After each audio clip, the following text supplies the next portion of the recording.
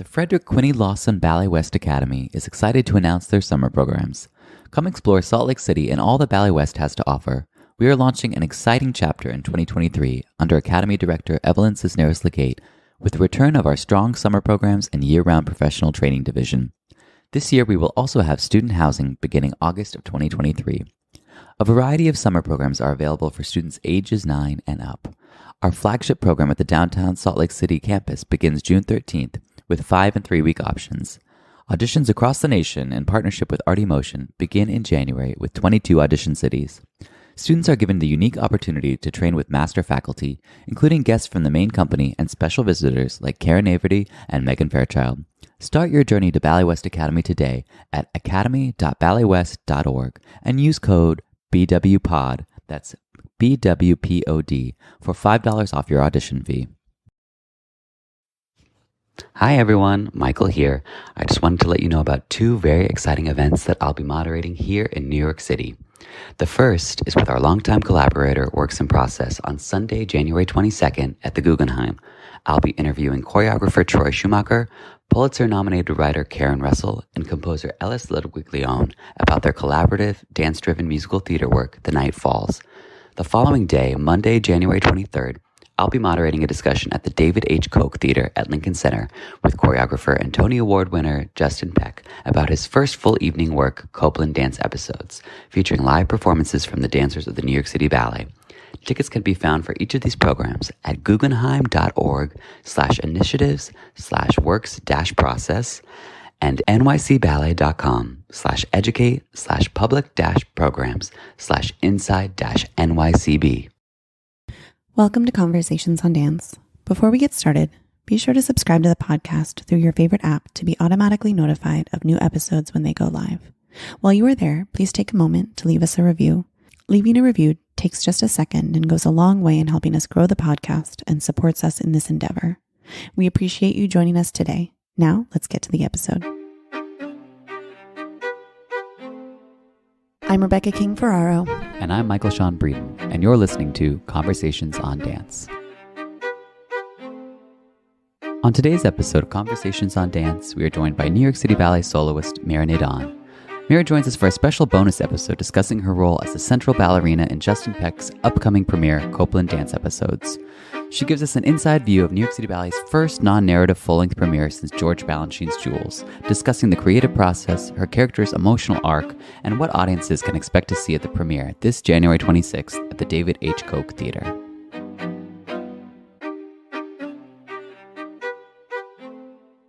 Hi, Mira. Thank you so much for joining us on the eve of winter season. You've got a big moment or two coming up, so we're really excited to talk to you about it.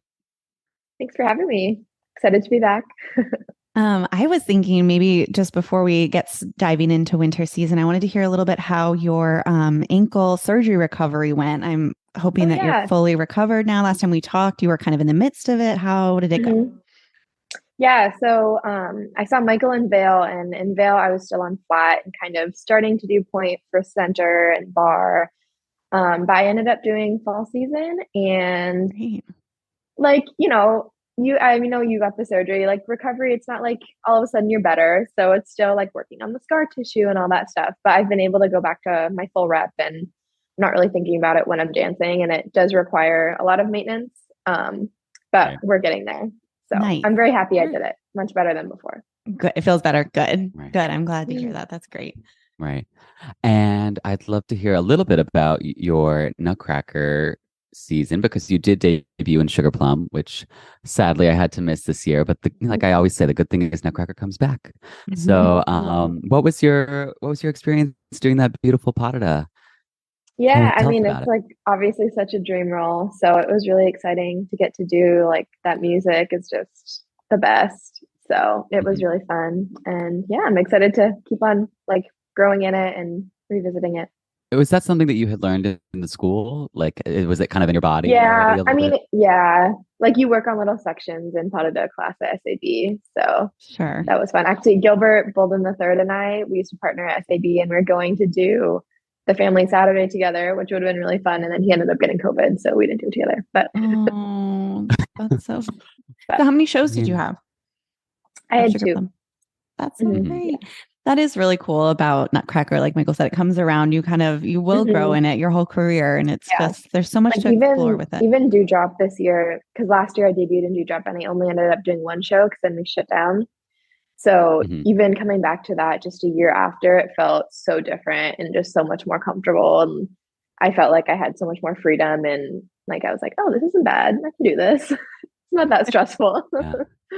Yeah. I mean, So that for was something nice. like Dewdrop or Sugar Plum, which those roles, I mean, I'm presuming just based on the number of shows that have gone since Nutcracker premiered in the 50s, they have had more interpreters than any other roles in the Balanchine canon. Like, how are you kind of finding your own way through there? Do you have people that were role models for you, or are your coaches guiding you through it? Like, what's your process there with something that has been done every different way imaginable? Yeah. I mean, I feel like just from watching it the past 4 or 5 years being in the company, like I feel like whenever I'm watching something, I'm kind of subconsciously like thinking about how I would want to do it in the back of my head. So you kind of build your own interpretation in your imagination just from watching it. Right. And then I did watch some old videos of people, and my coach was Rebecca Crone, and I really trust her eye, and she has really great things to say.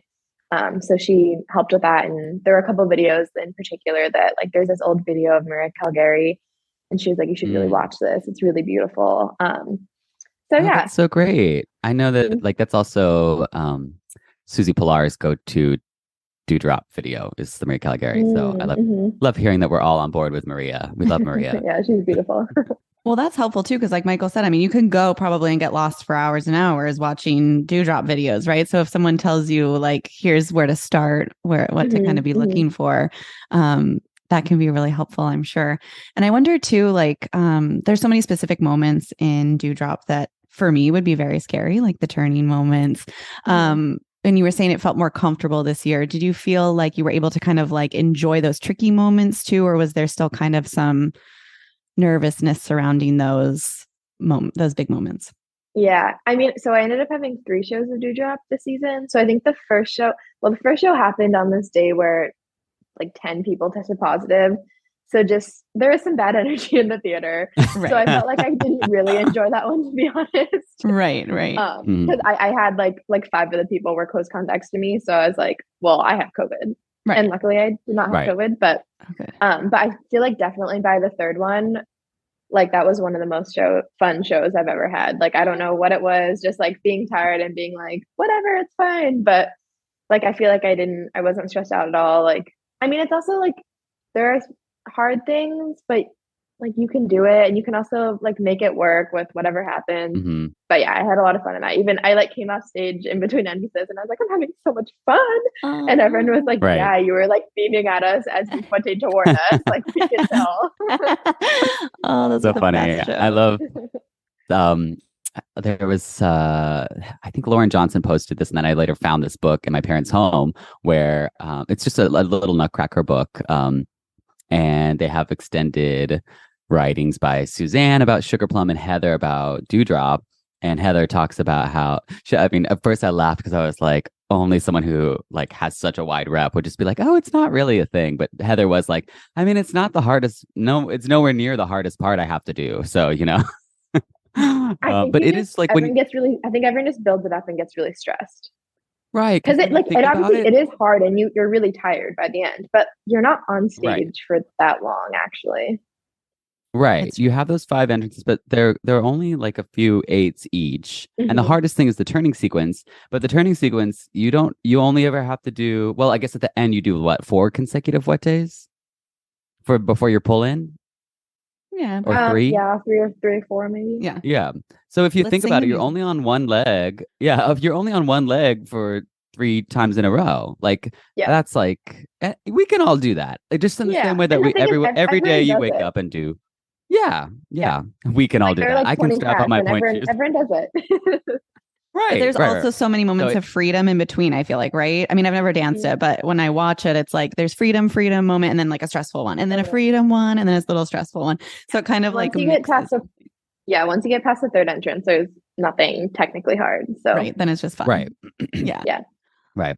Okay, let's get into winter season.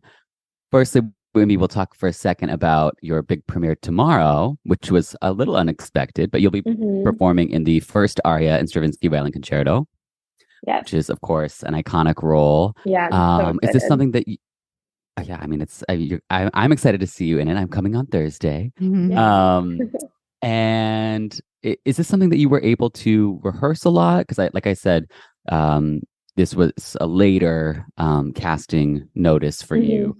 But what's the process been like there? Yeah, so luckily, Rebecca Crone teaches this role. She used to do it and she learned it from Karin, and she actually started teaching it to me in the middle of Nutcracker. And she was pretty transparent from the beginning that I wasn't probably going to be cast this season, but she was like, I want to teach it to you so you know it really well, just in case anything happens, because it's kind of Mhm. one of those roles that the music is so complicated and there's so Right. much happening that you can't really fake it if you don't know Mm. what you're doing. Like you have to know all the counts and Right. all the specific details. So I'm really grateful that she worked with just me by myself without a partner during Nutcracker a bit to teach me all the steps. We even like went through the pas de deux just by myself to get a general idea. And then I didn't rehearse it. I'm dancing with Adrian Dintig, and we didn't rehearse that Mhm. together until last week. So we had like a week to get ready together. But honestly, I think it's like a week is enough time. I feel Mhm. fine about it. So yeah. Right. But I'm very I glad think that that part she of this, took the time to prepare me. and to have that, that sort of body to body, mind to mind connection, Karen to Becky to you, like you Hmm. have that lineage. It's not just, whoever, not that you would just Yeah, have no, that whoever off feels the street special. teaching you. But Yeah.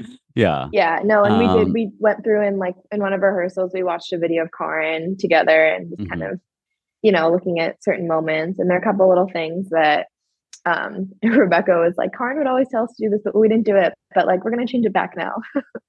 So just some little things to, That's try to interesting. stay true to the original. Right. It's so great that you had that time during Nutcracker, because just for our listeners who haven't danced a Stravinsky ballet, those counts are so complicated, right? There's like a Hmm. 3 and a 7 and a Hmm. 2, and it doesn't always have a rhyme or reason in the way Yeah. that something like Waltz the Flower, just because we're talking about it, it's so easy to pick up that music, and also something everyone's very familiar with. So what kind of homework do you do personally to get to know the music and the counts? Do you go home and think about it? Do you write it down? What's your process there? Or do you just have a mind where you're like, you tell me, I got it? I do like to go and like watch a video at home to try to review. I don't Hmm. write down the counts, but I think definitely watching a video is helpful just to solidify everything. Hear it more and more. Yeah. Yeah. I, I feel like this pod is really special because the the dancers are really, the man and woman are viewed as equals, kind of. I know, so much of Balanchine is really the man, supporting the woman, putting her on a pedestal, and allowing the woman to shine in that way. But originally done for Jean Pierre and Karin, it really is sort of like I don't know what, it's not like a competition or a contest, but there is a different sense of equality within it. Hmm. You Hmm. you spend a lot of the pas de deux separated from one another. There isn't a lot of, it's not like you're doing supported pirouettes or like dead Yeah. press lifts. Mhm. So is that something that is different for you, or that you're enjoying exploring? Yeah. I mean, I think that's also part of the reason that kind of throwing it together at the last minute didn't feel super stressful, because you are Mm, partnering a little bit and there are some tricky moments, but for a lot of the pas de deux, you aren't even touching. Um, Mm. mhm, but yeah, it's been really fun. I'm excited also. I think during the show, it'll feel completely different, like being on stage with the lighting and just us two. And it's fun mhm. to dance with Adrian. We did movements for piano and orchestra together. So I feel like we have some like Balanchine Stravinsky experience that's Right. maybe helping us out a bit. But yeah, I feel like I've never really done a pas de deux like this before. And you have like the acrobatic elements, which I didn't know if I Right. could do a bridge or whatever, but I guess I can. I mean, this might So, seem, but it is kind of funny, like to think about that. Like, well, my nightmare was always when we had to do a cartwheel, and it was always to the left for me in a Robbins ballet. But it's like you do your bar every day, and you do pirouettes and grand allegro, and that's like that's just in your back pocket. And then someone's like, Mira, okay, so here's where you just dive backwards and put your Yeah. hands on the ground into a bridge. Was that something you could just like do on your own? I've seen versions where like the man stays longer and helps, kind of. Yeah. I mean, I'm doing it now. I think like I was able to get into the bridge, and then you kind of have to, if you haven't seen Stravinsky, you kind of are like flipping over and rolling through the bridge.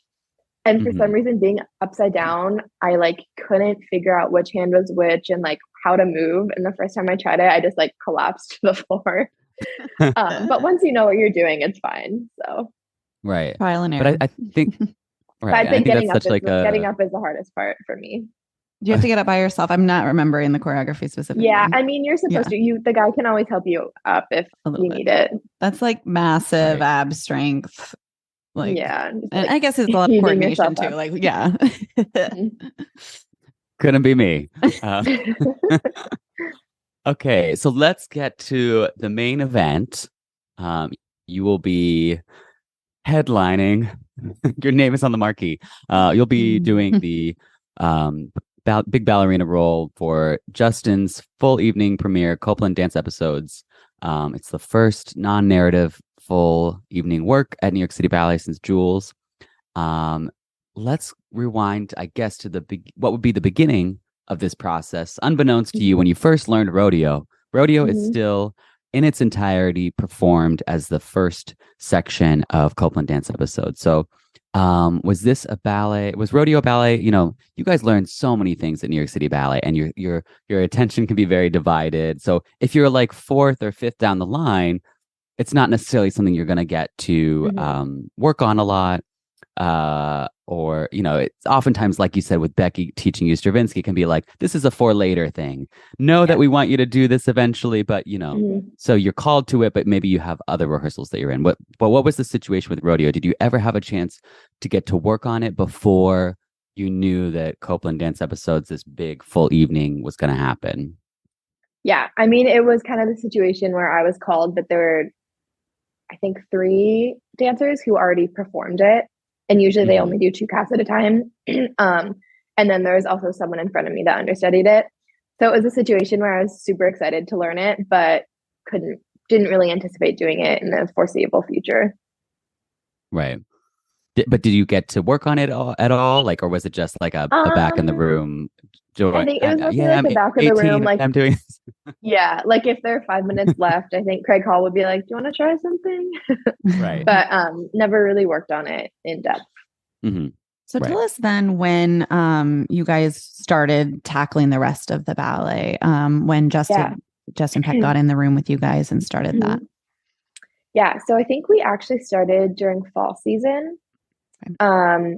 So a couple months ago now, and Justin started with this pas de deux that is in the 3rd section, the Billy the Kid section. And he started, that was the first thing he made for the new ballet.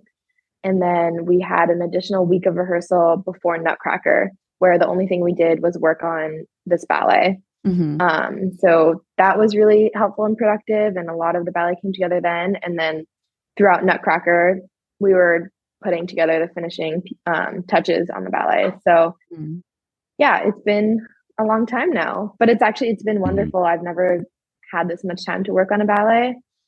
So I feel like we've all really been able to like evolve with the ballet. Right. At that point, like when you first started rehearsals, were you getting to work a lot with Justin at this point? I think the original leads were Sarah Mearns and Taylor Stanley. Who were you working with at the beginning of the process? Yeah, so originally, yes, it was being made completely on Sarah and Taylor, and we were just kind of in the back, like trying to figure it out. And I think Russell's doing the second cast now, but he was kind of coming back from an injury, so he was kind of in and out.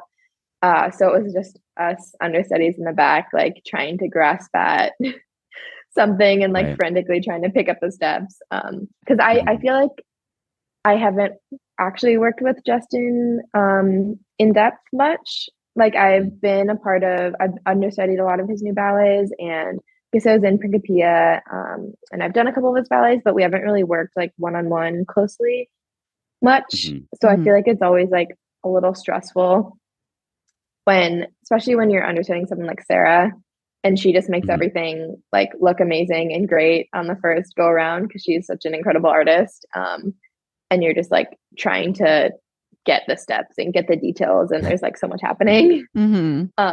So for a while it was mostly just working with Sarah and Taylor, and then I think during Nutcracker was kind of when he started turning towards the second cast, and Sarah ended up, she's dealing with some injuries and some personal things, so then we ended up having a lot of time to work on it, and I worked on it with Russell and Taylor, and Justin kind of started tweaking it for me. And we like redid one of the solos. He's made some changes to even rodeo, like the little solo and the pas de deux. So it really feels like mine now. Like it feels comfortable for me, which is nice. That was what I was thinking when you were talking about it. I was like, oh gosh, like thinking about being in the studio with Justin when we have been able to do that and seeing what the work that he does for the principals. So often he plays off of their strengths or what they can do. And some of the things they do is just like a crazy thing that's for them. And then the second cast is kind of like trying to pick that up. And so I wonder what some of the things were that he brought to you that to make it like your personal touch once he was able to make some of those changes. Yeah. Well, I think in the beginning, I was just trying to do the steps. And he kept on saying, like, every step has to have more intention and more thought behind it. And like now looking back, I totally get what he meant. I was just kind of like plowing through and trying to like be on the right counts and all of that. So I think we really worked a lot on like the intention and the motivation behind each step. And we did end up, I think also because he made this pas de deux section, the Billy the Kid pas de deux first, by the time he was revisiting it with me, he'd made the rest of the ballet. So I think it was like, he was maybe able to conceptualize the whole thing as the bigger picture. And then we were able to go back and like one of the solos we did, we kind of completely redid, and we took a couple little things, but I think just in the full picture, it wasn't flowing the way that he wanted it to. So we were able to go back and revise. Was there anything like that done to rodeo as well? Like thinking about a section of the ballet that was really well established, has been performed many times and across the world. And so was there kind of some similar stuff done to rodeo then? I mean, I think the basic structure of rodeo is the same. There are some little changes to the solo, but probably not things that, I mean, Michael staged rodeo, so he doesn't really know this, but not anything crazy. Not anything crazy. I'm really interested in the fact that Billy the Kid, that central, really important pas de deux in terms of the emotional arc of the ballet. I just had the chance to watch the Vimeo full rehearsal of it, so I'm kind of digesting the work myself. And to be honest, I think a lot has changed since, because that video is from like the middle of December, right? Right, yeah. But this pas de deux is really, it is like the linchpin of the ballet in its emotional arc. So I think it's interesting that he started with that. But when you guys started with that, did he kind of, was he just creating steps, or did he give you an idea about where you were in the course of the evening, or like what the greater meaning of the work was, that pas de deux?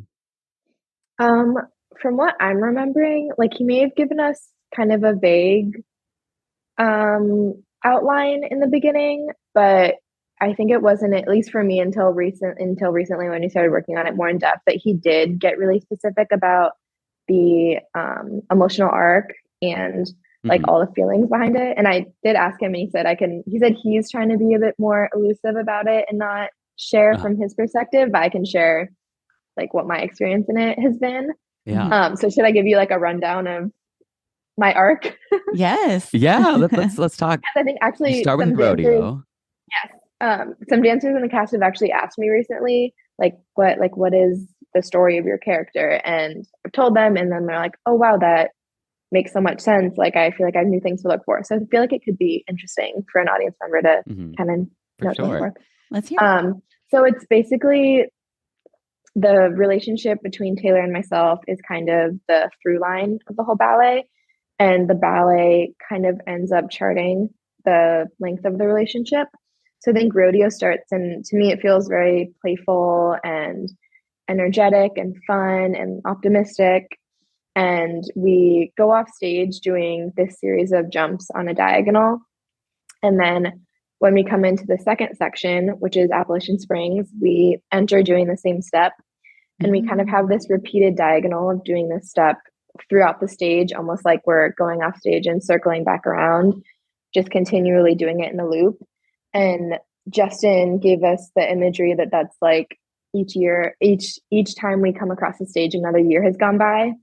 So it's like time is passing, and what started out with so much energy and so full out and so exciting starts to like lose its sparkle a little bit. It starts to get a little more marked. The energy is like seeping out a little bit. Just as kind of like a relationship as it goes on in time might evolve. And then on one of my passes, they break off and they go one way and I go the other way, and I'm alone. And the next time I come on, I'm kind of confused and trying to figure out what happened and where I am. And four of the tallest women in the company come out. We've been calling a section like the tallies. And Justin one day said that, which I really liked, that when they come out, it's kind of like my emotional armor, which I was like, that's a really cool thing to think about, kind of like protecting yourself. And yeah, anyways, I thought that was cool. But basically, you continue on. And in the third section, you see each other again. And right before our pas de deux is a solo for Harrison Cole. And Justin told us that section was called Dinner Party for One. So it's kind of the idea of like, if you're by yourself and you go to a restaurant and you're just content being there by yourself, you're not lonely, you're not looking for someone to join you, you're just enjoying your time there. And we're kind of watching him, wishing we could have that and be content on our own. And then we see each other and we're trying to make it work still, but you can see in the choreography, like literally the pieces, we're trying to fit the pieces together and it keeps on breaking down. And it's like kind of the culmination of this big fight. And then we have these solos where the other person is still on stage with us. And the solos are very internal, but also directed towards your partner. And that kind of feels like after a fight, like sorting through the emotions, like what just happened, what are the implications of this? And then maybe I shouldn't reveal the ending, but that's kind of like a little bit of the arc. Got to get tickets to see what the ending I hope that made some kind of sense. It's so interesting. I love it. I think it was, but I mean, you couldn't have a full evening work that didn't have some sort of emotional journey. And I mean, to be clear, like there's no story, and like anyone watching could have a different story, but this is kind of just what I'm thinking. Your interpretation of it. Yeah. Right. I mean, the first time I saw you guys do that step that leads you out of rodeo, you definitely get that that idea of the passage of time, or of a journey of like traveling, of a continuation of something. It's not just like, oh well, we're doing this step again. There is something that makes you know that these dancers are people experiencing a relationship over time, or like a journey through time. And I really enjoy that motif continuing, and it helps link Appalachian Spring to rodeo. Yeah. Because I guess we didn't say this in the beginning, but Appalachian Springs is kind of like an inverse of rodeo. So rodeo has, I believe it's 15, that might be wrong, but a large cast of male company dancers and the one female. And then Appalachian Springs is all the women and one male, who in the first cast will be Chun Wei. So yeah, that's kind of how those two are also related in that way. Oh, interesting. It's so funny because, Michael, when you were bringing up like non-narrative work since Jules, like Justin must have, not to get into his mind, but because you two are the through line throughout the ballet, he must want it to be open to interpretation, where you can develop a story if you wanted to, right? Or else it would be like Jules, where it's just like bing, bang, boom, completely different stories each time. Right. So what you're saying certainly makes sense. And I wonder and I too. Think you can, No. So I was just gonna say, I mean, hopefully you can definitely feel some story, and like I think it will be like really emotional when we actually do it. And like I was like, you can really especially getting to dance opposite of Taylor. Like they are just so like emotionally open as a dancer. And I feel like looking in Taylor's eyes, I can see so much and they're just so open that I think that's been really wonderful to get to play off of and like hopefully bring something new out of me. Right. Yeah, that ending is absolutely I at first I was surprised and like very heartbroken, but then you consider the arc of the whole evening and you're like, this makes total sense. I had to rewatch it. I was like, because it was just like, wait, what? Wait, that's how we're ending this? Yeah. Well, Justin also gave us a quote that I think is maybe on the front drop, I guess. I might butcher it, but it was something like the only way out is through. Yeah. Like that. Yeah.